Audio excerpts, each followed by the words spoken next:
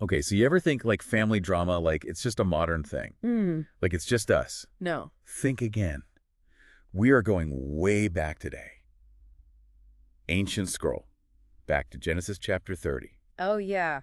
It's Jacob, his 2 wives, Leah and Rachel, and their, let's just say, unconventional approach to becoming parents. A lot of people read that story and think, just a little family strife. Right. But there's so much more there. Yeah. When you really look deeper at it, about the anxieties and cultural pressures of the time. We know the love triangle. Oh, yeah. Jacob's favorite's Rachel, but she can't have kids. Right. And Leah's popping out babies, but she feels emotionally neglected. Yeah. So it's like way beyond sibling rivalry, though, right? Absolutely. One thing that always gets me is how they use surrogacy. Yeah. They offered their maidservants, Bilhah and Zilpah, to have children for them. Right. Which was a practice in certain social structures at the time. Totally.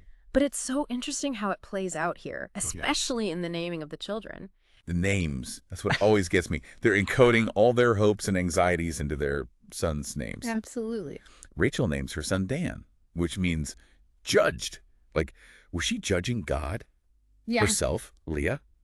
It's so loaded. So loaded. And it just shows the immense pressure women had to have heirs, particularly sons, Oh, yeah. in that society. For sure. Their whole worth was tied to expanding the family. And that pressure is why they're acting like that, right? Absolutely. Like it's some ancient baby race. Yeah. Winner gets bragging rights in the afterlife or something. More than just bragging rights, this Yeah. is about securing your place in the family and in society in general. Totally. Children, especially sons, that represented security, social standing, inheritance. Okay, so that brings us to the mandrake incident. Oh, yeah. This part always just throws me. Reuben, Leah's son, finds these mandrakes, which was supposed to, like, boost fertility. And Rachel's like, I need those. Yeah. And suddenly we're bartering with magical plants and conjugal visits. It feels like a fantasy novel. It shows how desperate they were to conform to these societal expectations. Right. Mandrakes weren't just a random plant. Yep. There's a lot of folklore around them. Yeah. They thought they had real power. And that Rachel would bargain with something so intimate as a night with Jacob Yeah. says a lot about the lengths she was willing to go to. Okay, yeah, that's a good point. Yeah. So it's not even just wanting a baby. Right. It's that pressure Exactly. of all those cultural expectations Yeah. bearing down on her. Yeah. She's not just trying to please Jacob. No. She's trying to secure her place Yeah. in a world that valued motherhood above almost all else. Absolutely. Wow. And it's a struggle that still resonates. Yeah. We might not be bartering with mandrakes today, Right. but the pressure to conform to certain ideals about family and motherhood, very real. Absolutely. Yeah. Even after they have kids through the maidservants, Right. that pressure doesn't let up. Yeah. Eventually, Rachel has Joseph, but then it shifts. Yeah. Jacob decides it's time to leave Laban Okay. and go back home. So it's not just see ya later. No. They have that whole negotiation about wages. Right. Jacob's a pretty savvy businessman. He is. It's fascinating how this simple agreement over livestock reveals so much about Jacob and the economy. Totally. He asked for just the speckled and spotted animals. So on the surface, Yeah. seems like he's getting the bad ones. Right. Who wants a spotty sheep? Exactly.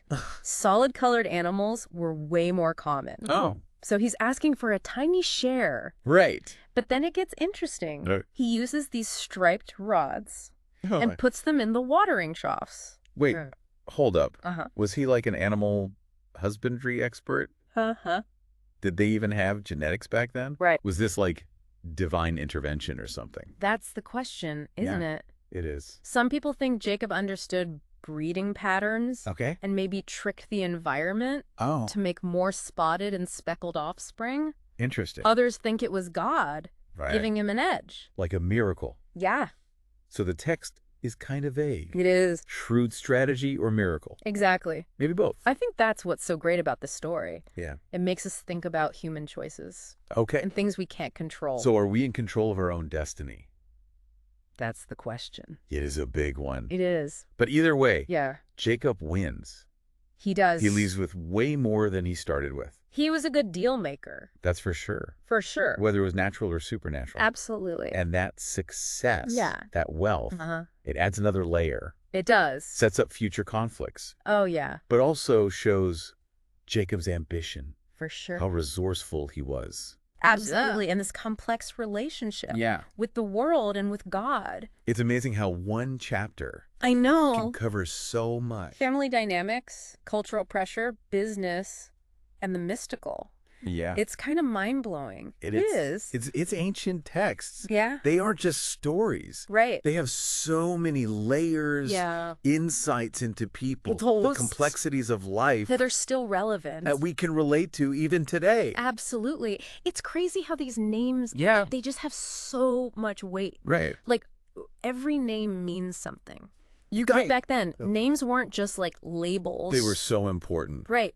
Like when Rachel has Joseph, it means God will add. Yeah. So it's almost like she's accepting that there's a power greater than herself. Absolutely. Controlling things. Oh, exactly. Even those sons from the maidservants, Dan, Naphtali, Gad, Asher. Right. Each one reflects something about the mothers who chose them. Yeah. Like they're trying to give their kids certain qualities through the name. It's like they're trying to control their destinies. Makes you think about how we see names today. Right? Yeah. We don't think they have like magic powers. Right. But they still mean something. They do. They connect us to our families, our cultures, all of history. Yeah. And they shape how people see us. For sure.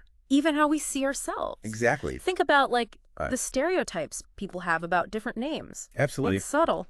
It is. But it's there. So we're still doing it. Yeah. Giving names meaning. Just subconsciously. Exactly. It shows how these old practices and beliefs can still affect us even now. Even today. So it's like these old texts, they're not just like history or religion. Right. They're about psychology. Yeah. Social commentary. Yeah. All this stuff about being human.